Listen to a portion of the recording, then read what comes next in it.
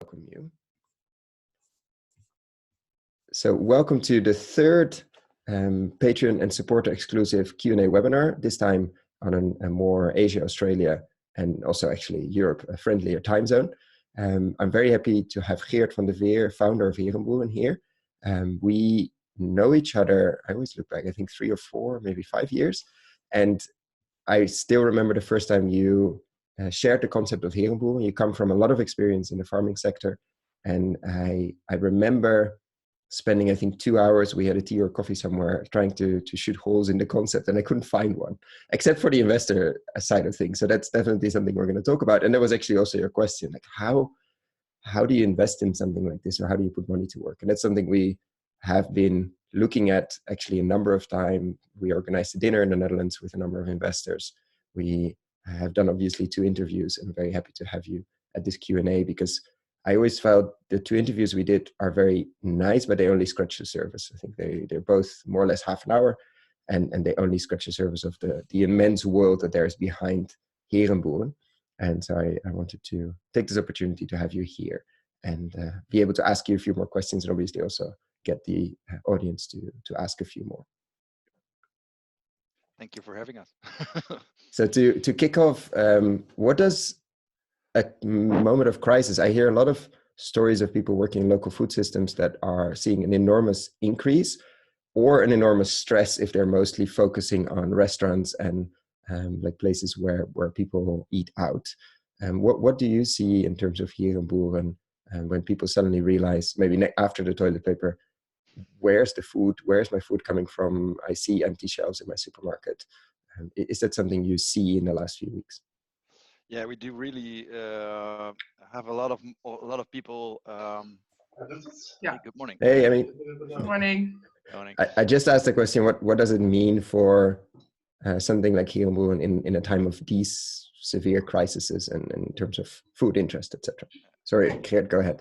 Well, there is a two-side answer, and the one side is that there are a lot of people thinking about where the food is coming from, how systems nowadays work, and they realize that international big world markets for food is not only is just actually something for pure economic goals to reach, and they start thinking like, okay, well, what can I do, and how can I change my own behavior towards the food system? And what we really notice right now is that a lot of people are try to get in contact with us. So how can we have our own farm nearby? Because that's the main stream we nowadays feel that is happening outside. But the other way around is that there is a big social aspect in our farm concept. So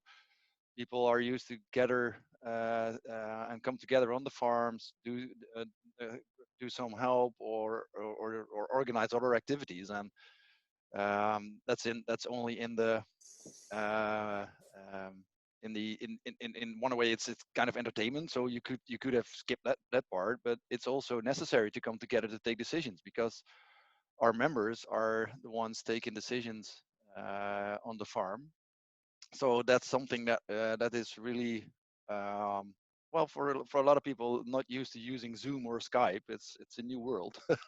And we really have to try to train them in this. So this is the new standard at this moment. That's the only thing we can do. So like tonight there is this big Zoom meeting with all the board members of the farms. We have now 7 farms up and running, 32 projects here in the Netherlands. So we have a lot of people together tonight, and we're discussing this topic: how to continue the production on the farms, so that might not stop, and how to keep the movement going, because people are inside, and we are used to get outside and to meet each other and to really feel each other. You can gather through Zoom, of course, but physical meetings are more, there is more layers in that meeting than just seeing each other, and so on the one side we are getting more and more busier, and the other side we are busier with the stuff. How can we keep this going? but yes, people are really thinking here on, okay, what are we doing? I think, especially in my region, where big world markets for, especially for pigs production, is really big, and we have also a lot of negative consequences in this region from that, like smell stinks. It stinks here. There are a lot of farmers with big farms, over 10,000 pigs in 1 hectare, for example. That's a lot of pigs. We have a lot of farms like that. So in this region, people are really, yeah, overthinking the consequence of what we have built in the last decades. And yes, we are in a way benefiting, but it's real hard when people are sitting in home. Yeah, I can imagine. And do you see that a lot of the local initiatives, the different Herenboeren, are getting more interest? Like the website, visit this app, are people Googling for food? Yeah. Or is that like, do they get more inbound? Obviously, people cannot visit too much and too easy, but I think the production and the pickup just continues as scheduled, because that's quite an essential. I don't think it's something they would close. No, yes, it is. But yes, we see, of course, it happens when we see the increase in visitors on the website. We see the increase in telephone calls we get, or social media friends, etc. So yes, we see a little increase. But it's hard when you are not before Corona crisis. When you were involved with one of the projects, you know each other. You can more easily connect through Zoom or something. But to step in a project which is starting right now, because you want it right now, because right now you have this feeling of, okay, I can do something myself. I got to start my farm. It's hard to connect. Most of the projects we have, like I said, 32 right now, they all start with a gathering. A meeting somewhere in a public space where people come together, and we tell them the first steps, and the why, etc. And it's hard to organize something when you cannot have a big invitation somewhere in the city or the local city. Yeah, So sure. it's hard to, but we are collecting all these people. Maybe you've seen the dots on the map. We are plotting them right now, so people are leaving behind not too much information, because that's not we're not able to collect them through legislation, but they can at least see how many people show are their interested. interest. Yeah, exactly.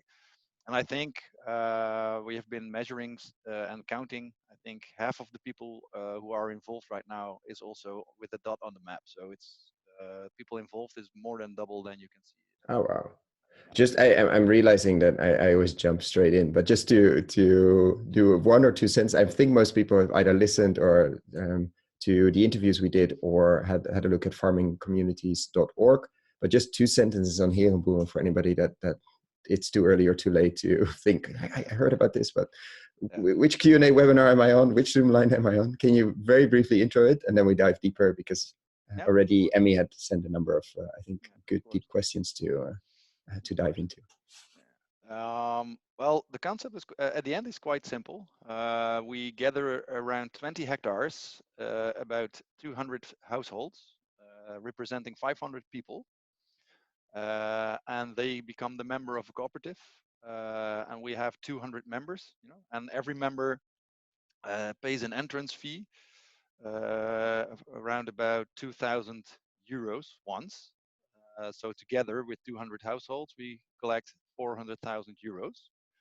And with this 400,000, we do all the investment necessary to start the farm. So we buy the tractor, etc., etc.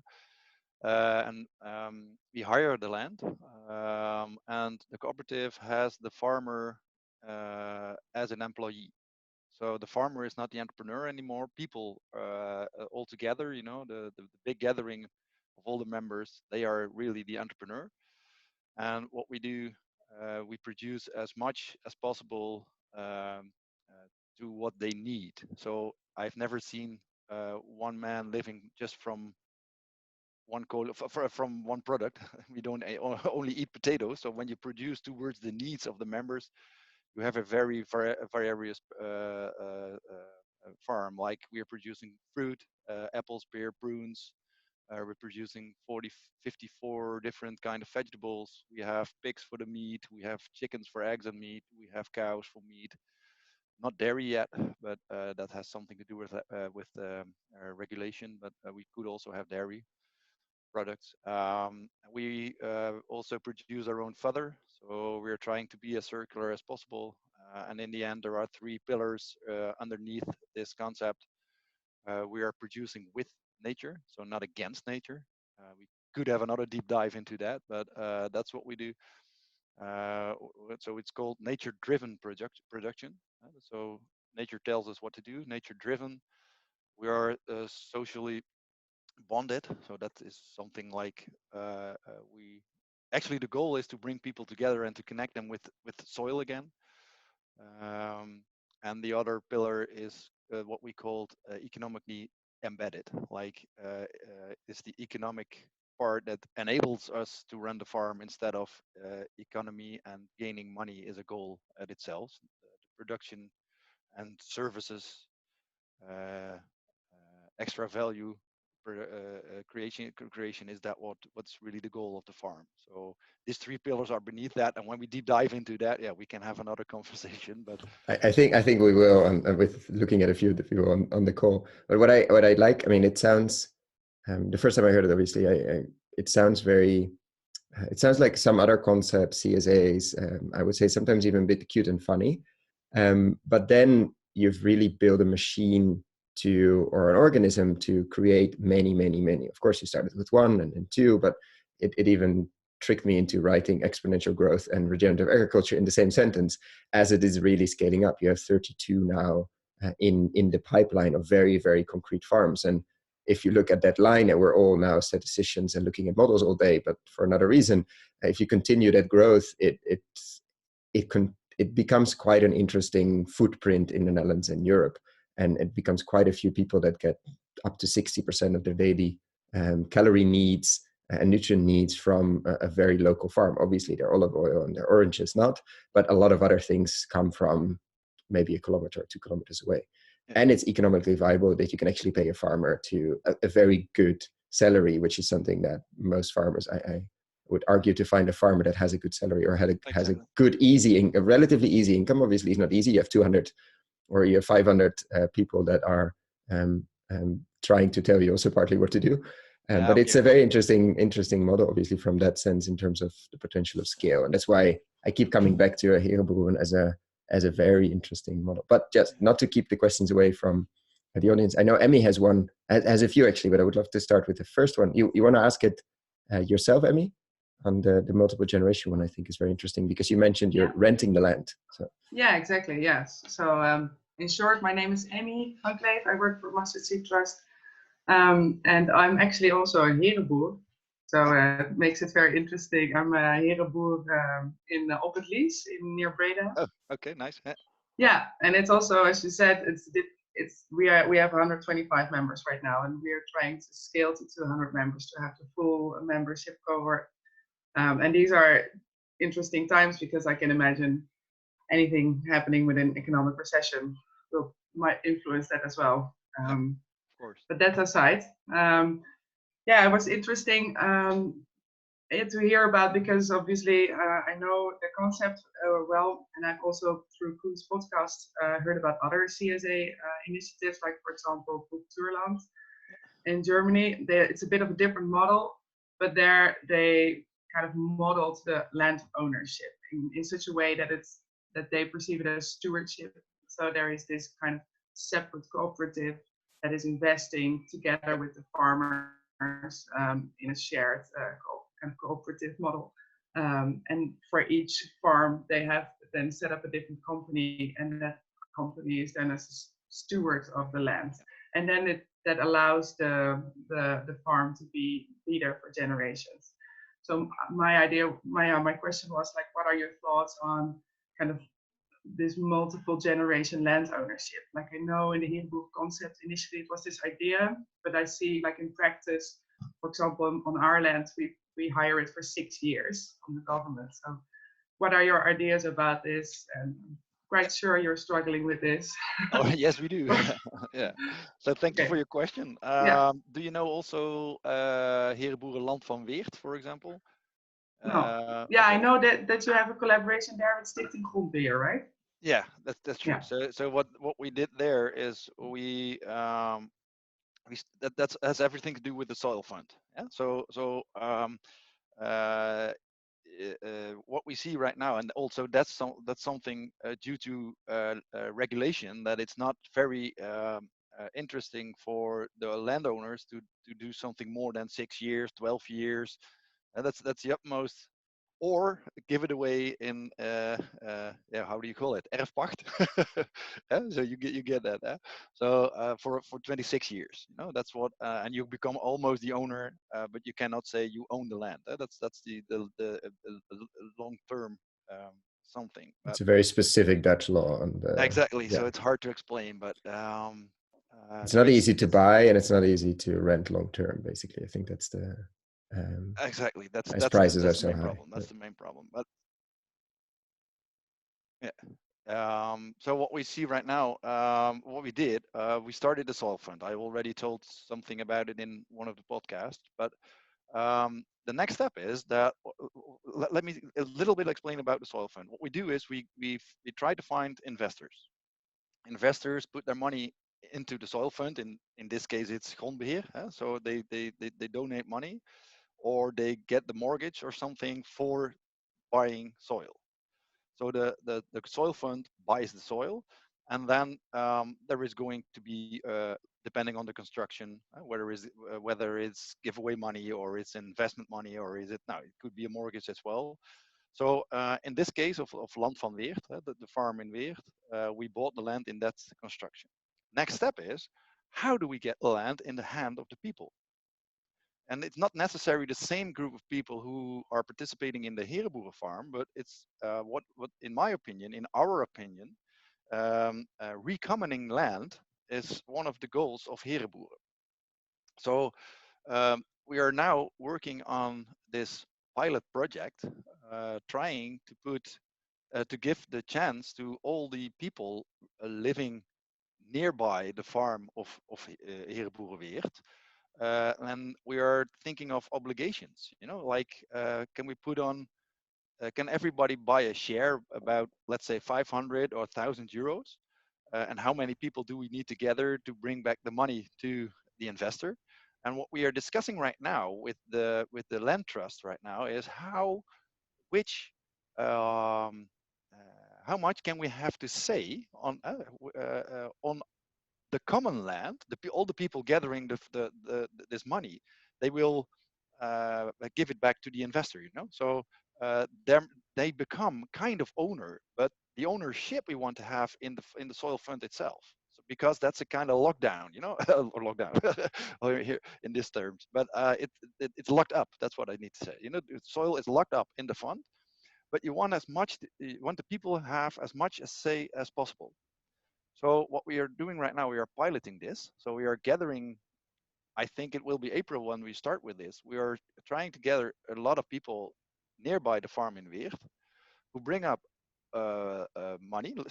We think of the less part, at least 500, and they can buy, for example, 5 times 500, because when you have one party buying 1,000, you have no democracy anymore in this project. So we're trying to think of limiting the amount of Bonds, yeah, investment, exactly.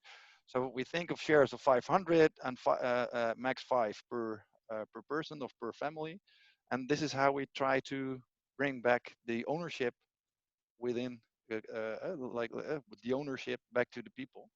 And the discussion right now is, what do they have to say? What are their rights when they do that? It's not only gaining a little bit of interest, because that's not much, but it's the questions are, can they have demands for how to use the land? Can they have a say in who is going to be the farmer on the land? And in this case, of course, it is a Herenboeren farm, but when looking at the big perspective, of the soil fund, we are thinking of, okay, how are we selecting or electing the farmer who is going to work on the land? And it's almost as in a parallel with the farms, our farms. They do the democracy. They do decide what's going to happen. So to me, it's a logic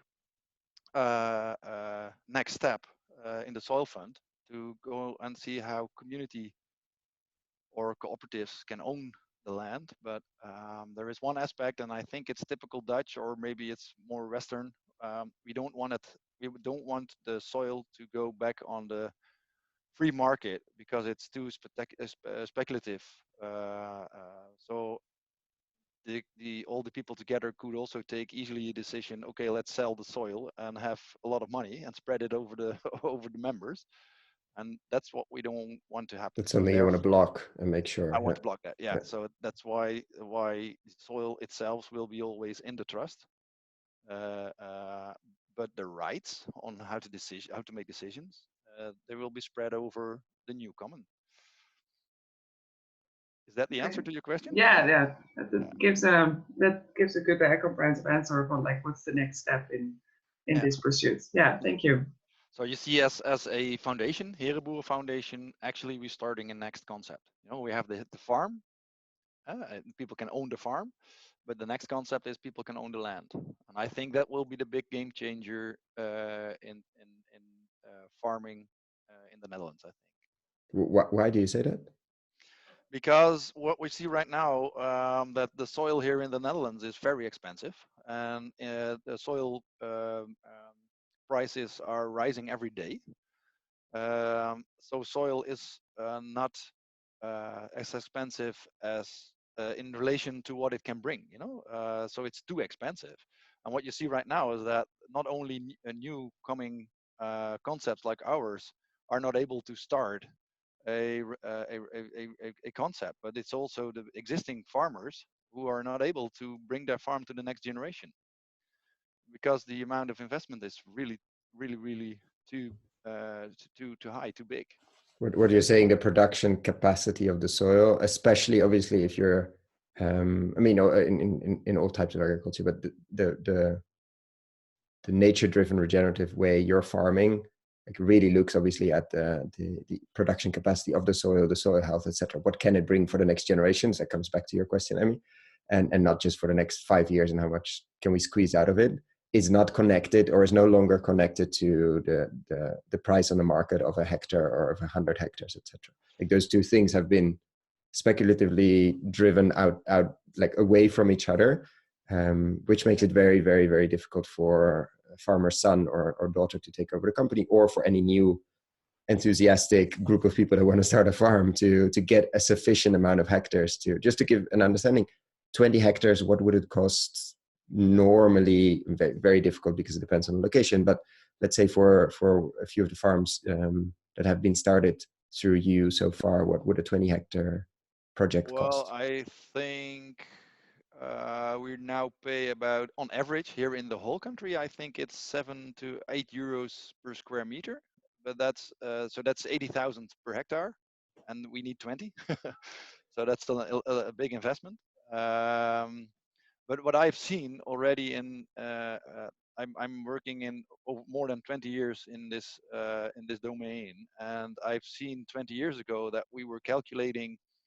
Let's do it in euros. I think we were calculating with 5 euros per square meter, and when you're calculating right now, you have to double it. But your income hadn't doubled. Actually, it stayed stable or even decreased a little. So you see that it's only a 0.5% of return on investment or 1% on return on investment. So it's and in the 20 years I've been doing this work, I think it went from a 2% to a 1% to less than 1%. I think on average right now it's 0.8%. You mean the return of of a farmer on his or her investment in, and that doesn't count obviously the crazy hours. So it's very, very when they say razor thin margins, they probably talk about this sector. Well, and when you look at it, I don't know we have time for that. But in the Netherlands, the average farm has a value of 3 million euros, and 1/3 of it is financed by banks or other financiers, like the company you buy the fodder for your animals from is also one of the parties giving the mortgages, for example. So, and that's 1/3. So 1 million is in loans. So the feed company or the input companies also give you loans, which could be up to 1/3 of your. Speaking about a locked-in system, yeah. Exactly. So that's what I want to illustrate. So that's a 3 million value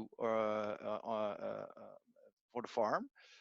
On average, it's about 300,000 what they do on a yearly, on an annual base, and less than 30,000 is what they have as an income. So it's 3,300,000, 30,000.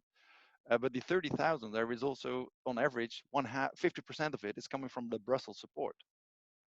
So they can only make 15,000 themselves on an investment on 3 million. That's not doable, is it? So that are the figures here in the Netherlands, and we're trying to beat that with our concept. Yeah. Just a question.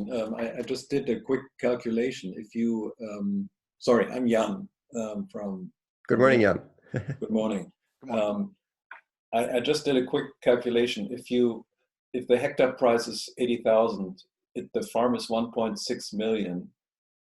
If you divide this by 500 people, it's 3,200. If you do that per household, it's 8,000 euros plus 2,000 I need to pay for setting up the farm. So it would basically be a 10,000 euro investment per family to have my food secured for a generation, or for generations, basically. Yeah. That I think makes this relatively seen a very attractive investment. And have you ever thought to promote it like this? Yeah. And even maybe find a way to finance it to a certain extent so that people can take a little mortgage on it or whatever? Yeah. Which I think comes to a question of, as well, like accessibility is very interesting. So answer the question of Jan, and then we go on to accessibility, because not everybody has 10K lying around, obviously. And that's what I thought. One of the other questions you sent me already, Koen, was also about that. It has everything to do with the accessibility to the concept. And we are already facing a situation that people tell us, yeah, you are for the upper class, white Dutchman. The 1%, yeah. Exactly. I think that's not completely true, but because when you calculate and when you do what you did, Jan, it's true. When I look at the market of solar panels here in the Netherlands, people easily invest 8,000 euros to get solar energy. So what's the difference? And when you buy a house, you have a mortgage of at least 200, maybe 300,000. What is the other 8 or 10,000 when you can secure your food? That's a question, and has everything to do with culture. I think here in the Netherlands we are not that. We think that it's not just normal that supermarket is full of with stuff and full with food, and so it's a question of is there a real felt necessity to do this? And I think we're not there yet. We're with Corona and everything else, it really helps in a way, but we're not there yet. And right now, we are we're trying to make it as easy as possible to step in. So and we kept on calculating, and we over and over again that the figure of the 2,000 was what we had to do. But yes, and but I remember having discussions with you, and you were saying, I'm worried that people may be not willing to pay that, and we might need to find some financing even for the 2,000, which obviously doesn't include the land buying, so that adds the 8,000 to it. And so far, I think you didn't really have issues with it. Like the 2,000 hasn't been a barrier, but maybe now as you scale, you see that more. Is that something that changed from the beginning, like 2, 3, 4 years ago to now? No, not at all. But in addition to what we exchanged at that moment, there were a few experiences right now, and it's not the 2000. No, we didn't discuss it yet, but on an annual base, we share cost of the farm. So we calculate all the costs and we share it over 500 people, and so you do not buy your food, but you pay your contribution to the cooperative, and that's the outcome of how many costs are we going to make this year. We are with 500 people with 52 weeks. We are going to pay 10 euros, 11 euros on average each member per week, and so that's how we do it on an annual base. But it's not the 2000 that is the problem. It's the 10 euros for the really lower class people to jump in. Uh, uh, and yes, when we compare it to supermarket, we are cheaper in organic food, and around about the average price for food in supermarket, if you compare what you get from our farms to what you would have had in the supermarket. So there is no reason to do not jump into this concept. But the people who cannot afford the 2000, we can give it from, we can subsidize the 2000, of course. But then the next problem comes: 10 euros per week is a lot of money for that, for the group of people. Yeah. So and it's not 10 euros per week, because it's 10 euros per person per week. per person, yeah, of course. Yeah. Thank you head, for correcting. Yeah, please. So but altogether it's still cheaper than organic in the supermarket. Yeah. Yes, it's true. It's 10 euros per person per week what you pay for your food in the contribution to the cooperative. Yeah. But do you So think it's something that changed, like the discussion now of this food security piece, especially with virus, but in general, like what Jan was asking, have you ever thought about pushing that or marketing that or putting it like that? Like, look, you buy food security, or buy food security, you buy sort of food security for the long term. Do you see people doing it because of that, or it's mostly, I want to be closer to my food, which is also a type of food security, but I want to see where it comes from, health. But the food security piece, has that been a not that much, it's upcoming right now, in terms of the corona time. This is what people really say right now. Oh wow, whatever happens in supermarket, empty shelves, I don't care, we have the food in the in the farm. So it's right now, it's a kind of coming up, but it's not that heavy yet. But I can imagine in other countries, we are at this. I've been given this assignment to one of these. No, I gave this assignment to one of these bureaus here, trying to find a country outside the Netherlands to start with kind of Herenboeren concept right now. Which one is the best to start?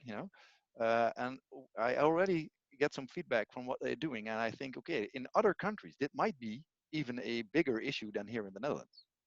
So here in the Netherlands, it is how it's produced, know the people who did work on your food, know where it comes from, make sure that there is no chemicals used, etc., etc. That are all arguments. Also, in addition, it's just fun. That's also one big aspect. It's just nice to go to the farm with your children and see the animals, etc., etc. So that are the main reasons people jump in right now, and food security is not yet an issue. But I can imagine that in other countries it might be the first argument to jump in.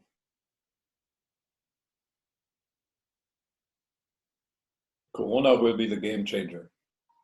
I think it is, and you're right. It's quite easily to do this from the perspective, from the concept. It's no difficulty. Your calculations, okay, they might be right. They're really close to what we are calculating as well. So it's not difficult to do that, but it's not felt as a necessity right now. It's not the main argument to jump in the farm.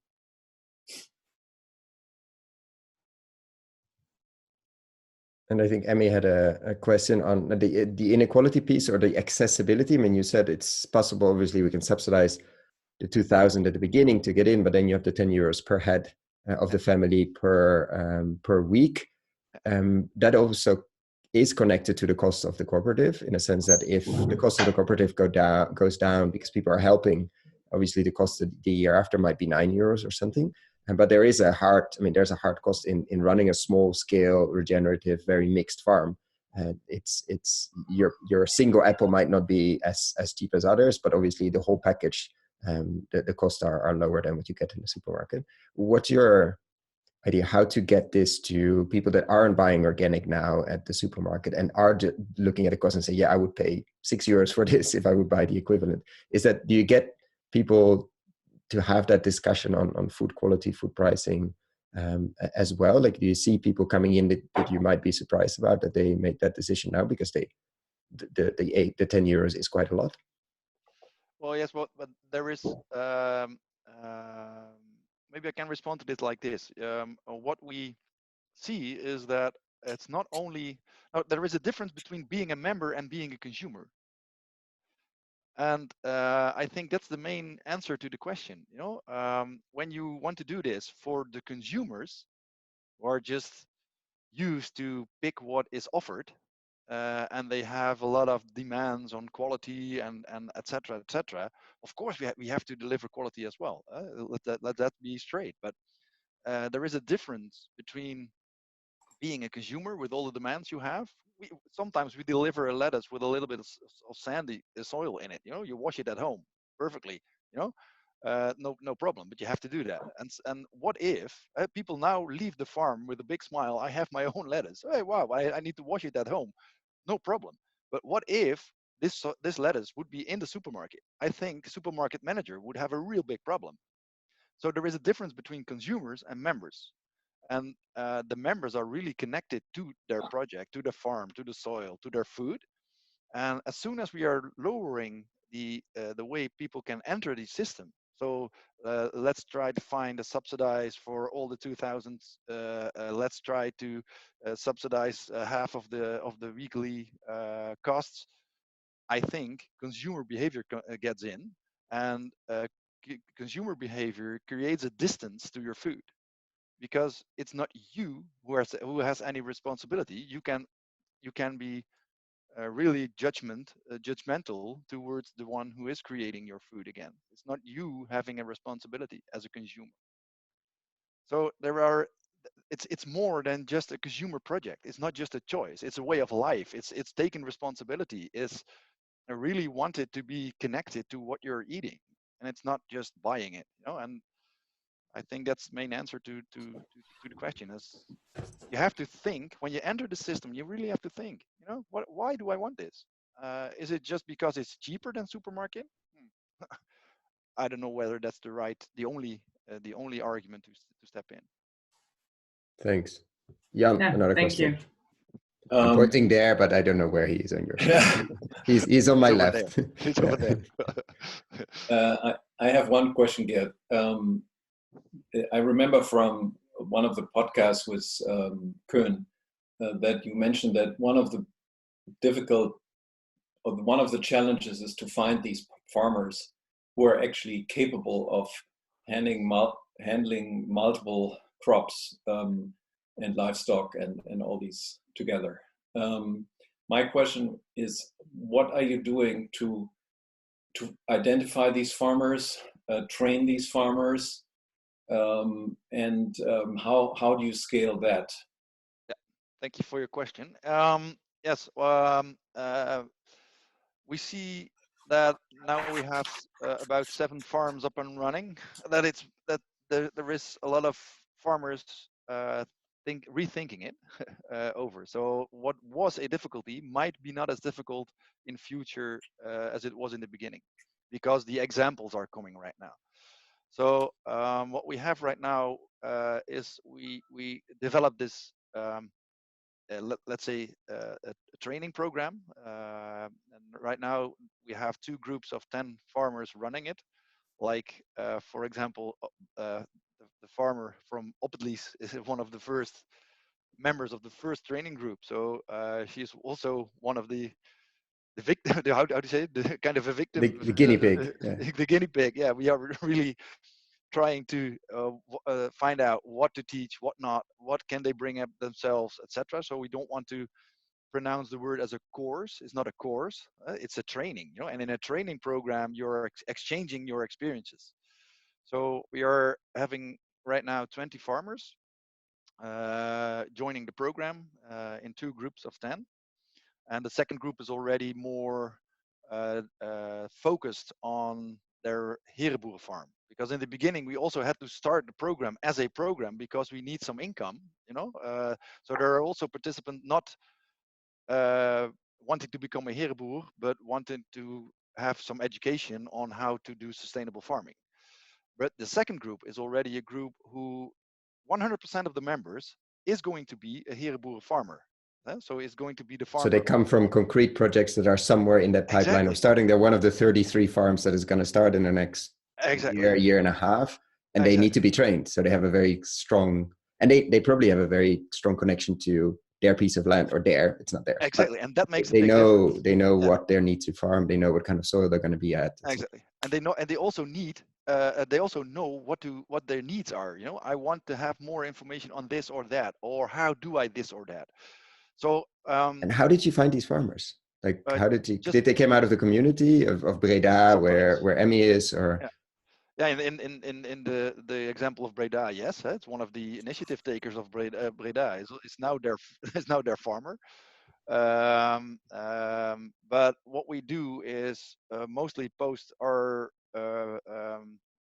needs for farmers just over social media, and then there is a reaction. We are not looking specific in traditional farmers platforms or existing farmer platforms, because when farmers can reach us over social media, they are more into society, so to speak, and that's what we need. People who can also communicate. So what we mostly get them from the network. We know them, or people in the local initiatives know their farmer. And then we gather them in like one big information meeting. You're wanting to be the farmer on one of our farms. This is what it is like, and then they have to decide to because it's very, very fundamentally different from your normal potato or a single crop or a double crop farmer, as you have a salary and you have 200 families that are looking over your shoulder. Yeah, and also the techniques, of course. You're good at producing vegetables, but you never have been working with animals, or vice versa. So that's what is happening. But what we do is we really want them to incorporate what they are going to do. So we start with what we call the boots camp. So it's not a boot camp; it's a boots camp, and we start with a weekend. So the group of farmers is amongst each other for 2 or 3 days, and spend the night together as well. And we do that for a reason. To start there, we really give them an overload of information, and we also want to see how can they handle that. How can they handle the overload of information? It's not that we think that they have to that they have to remember everything we tell them, but we want to create a kind of, this is much. How am I going to deal with this? So it's a kind of overload. That's one. So we can see what we have to do and how they react on it. What we have to do on content and how they react on it. And on the other hand, spending a night together and after dinner and have some good beers, there is a lot of talking. The community is one of the biggest goals we have with this training program. Know each other, create a safe space that you can ask every question you want to ask in this group of farmers, because that's what is necessary. And there is a little culture here, like, okay, I know it myself, and I'm getting my answers. And what we try to do is to create a community with a real safe space of farmers. And so that start with a very intensive weekend, and then we, based on what we gather on information, we start developing the program, coloring in the program. So that is, and then it's 1 year of training, 2 days each month. And after that, we have a group with farmers who are able to, and I'm really telling this, doing this this way, who are about able to run the farm. But after that, there is a lifelong learning. And what we see right now, there is a lot of to do with on WhatsApp groups. The farmers on the 7 farms, they find each other. What did you do like this? Where did you get that? What machinery do you use? And so it's more the community after the entrance through the training program who's got to do this. They have to find out a lot.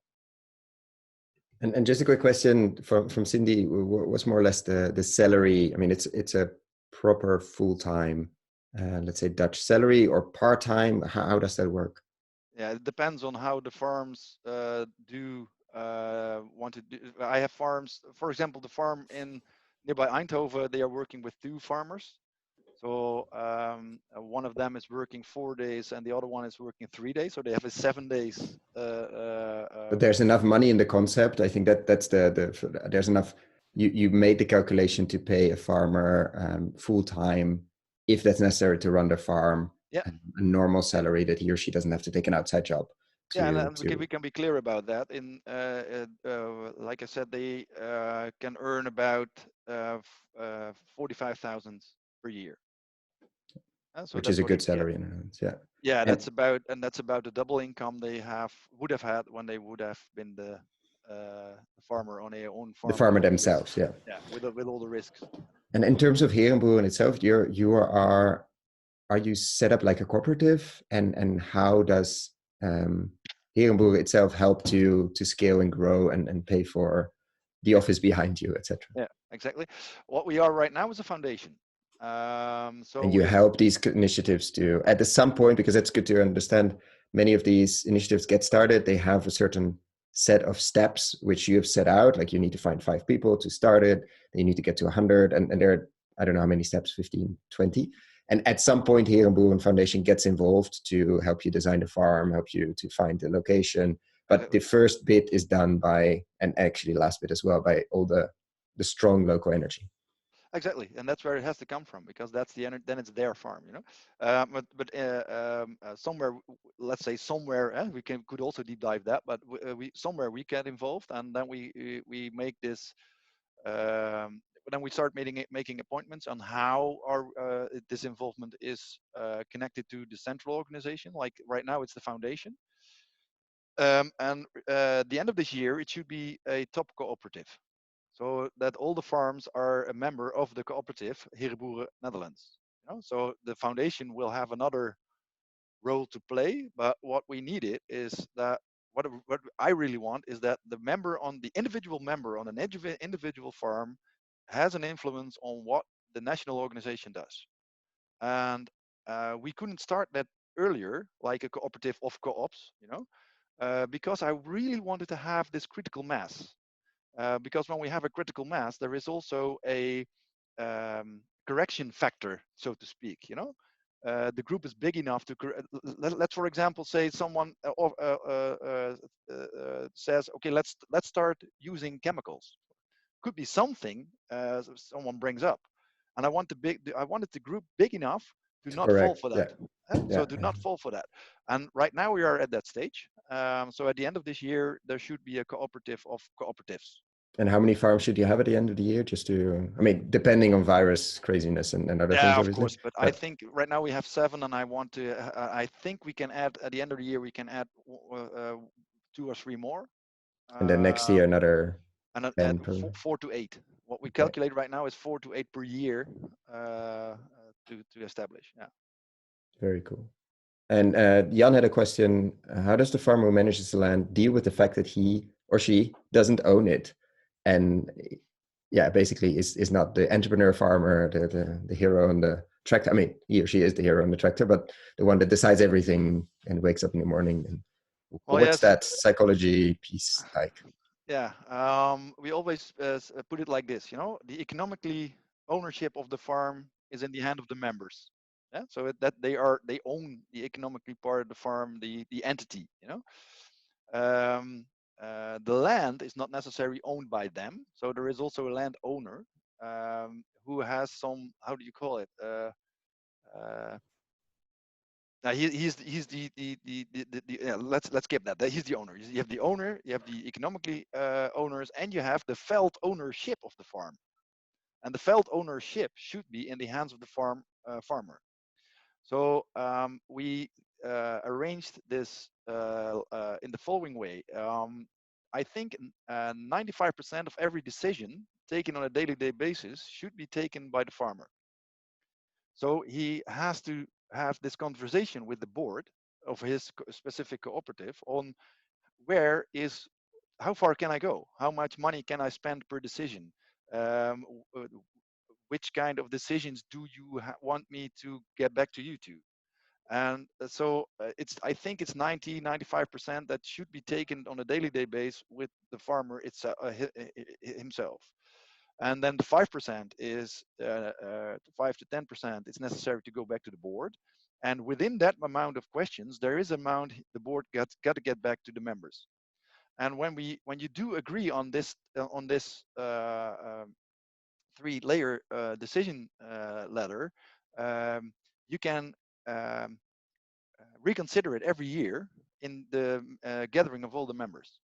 So what we really advise to the members of the farm, or the board members and the farmer, is, okay, take at the end of the year, when the work in the field is not as hard and not as much as in the summer, take that time to reconsider your decision ladder. So are you still content? Are you still content with what is it satisfying you? Is it working, etc.? So it's about the felt ownership. As long as you are feeling that it's your farm and you can service the people who own the farm, but it feels like your farm, it's your decision, it's your animals, it's your work, it's your tractor.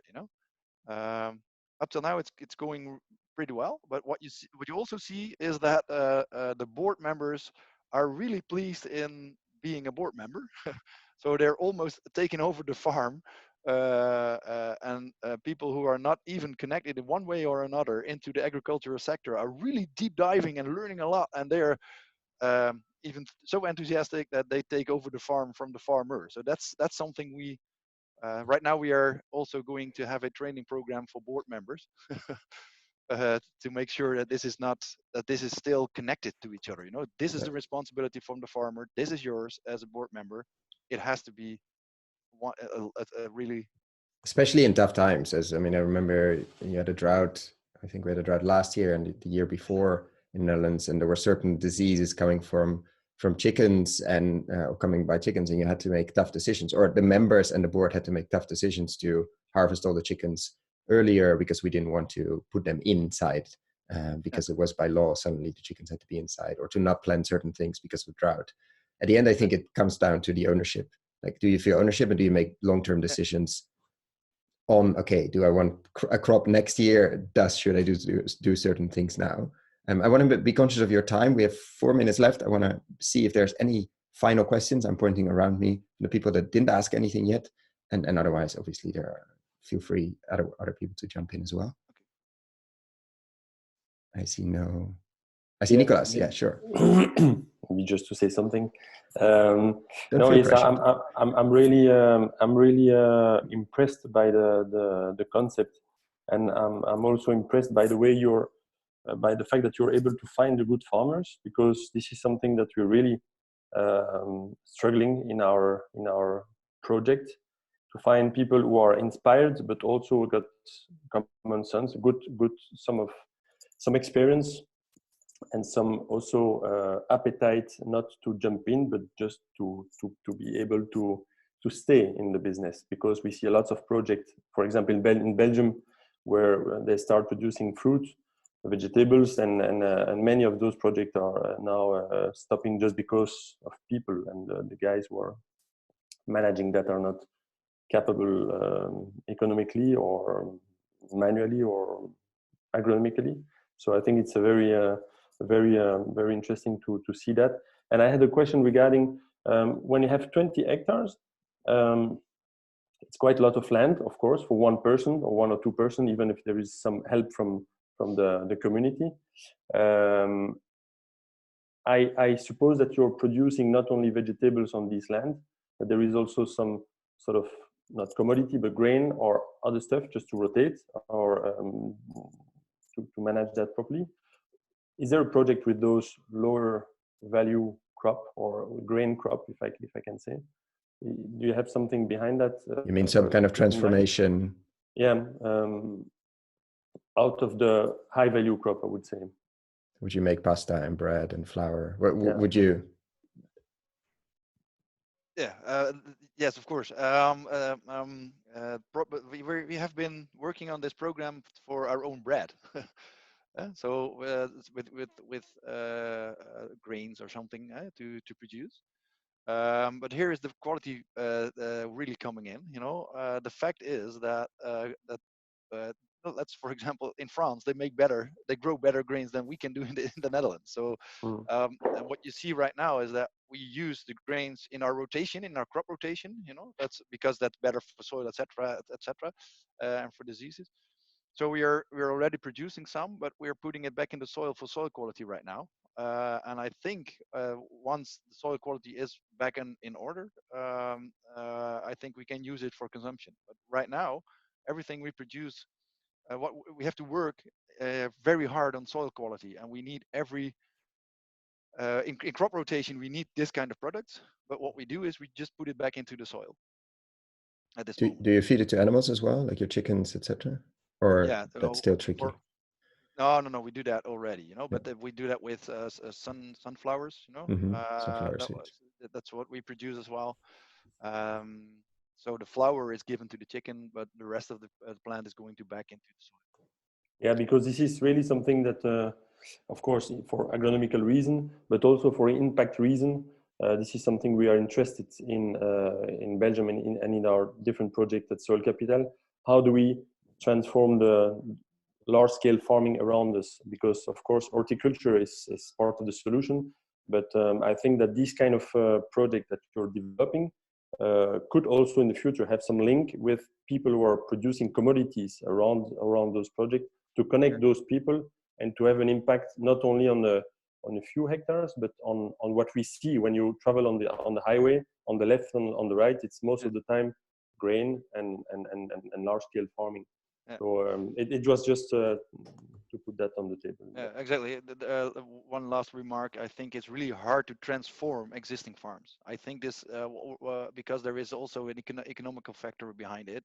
There is a cultural factor behind it. There are a lot of factors that it makes it not easy to transform. So I think there is an existing pillar of food production, and we are coming from besides, and I think that makes it a little bit easier. But it's really, we have been thinking on transforming, but that's really hard. Yeah. And with that note, sorry, Nicolas, I know Geert has a hard stop, so I don't want to keep him too much. Thank you so much all for calling in, joining in. Thank you, first of all and foremost, obviously, Geert, for making time this early morning, and for everybody around from Hong Kong to Copenhagen to, I think you're in Belgium, Nicolas, and obviously Breda. So thank you so much for calling in, asking your questions, sharing, and see you next time. And thank you for listening to me. Thank you for having me. Thank you, Koen. Bye. Thank you. Thank you. Bye-bye. Thank you. Bye-bye. Bye-bye.